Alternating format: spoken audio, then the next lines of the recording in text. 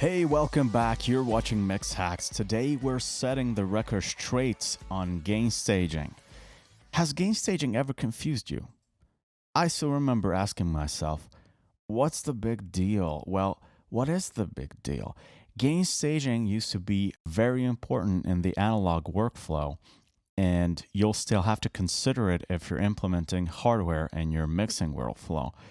The idea of gain staging, however, in the modern digital computer-based environment is very simple, and it is the following. Setting the gain stage so you can balance, EQ, compress, and treat all the elements in the mix and still have room to spare when you come out the other end. Now I'm going to show you how to do it. Let's navigate to the loudest section of the song, which is the last chorus, usually. I'm going to aim for at about -6 dB full scale down here. I don't know And select all the tracks.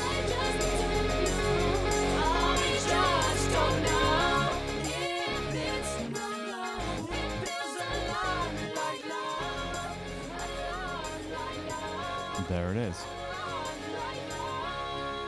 Just check again. Close enough.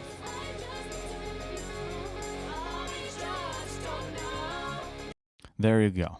It took me, half a minute? Not even. And you don't have to be super precise. Like I said, I was aiming at about -6 dB on the peaks. If you're not in Studio One, you probably don't have these controls up here, but that's fine. It's still very, very simple. What you do, every DAW has a gain plugin.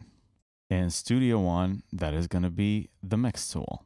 So we've got the mix tool instantiated here. And what I do, I will put at, let's say, like -10 dB at first. Select all the other tracks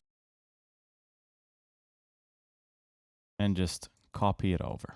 In Studio One, is just click and drag. In Logic, I know it's Alt click and drag, but you can do it in most every DAW out there. I take a listen. Did I overdo it? Is it just fine? If it's too much, I'll just Control Z, undo, adjust, select all the other tracks again, copy it again, and you're pretty much done.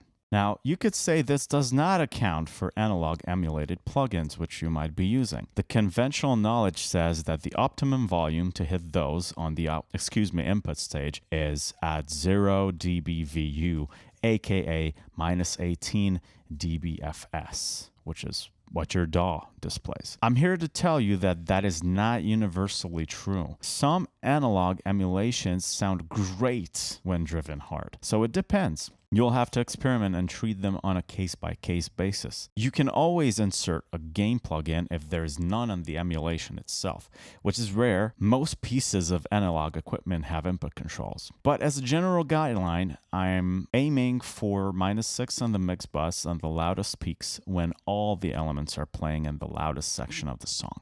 I hope you enjoyed the video. Like and subscribe for more.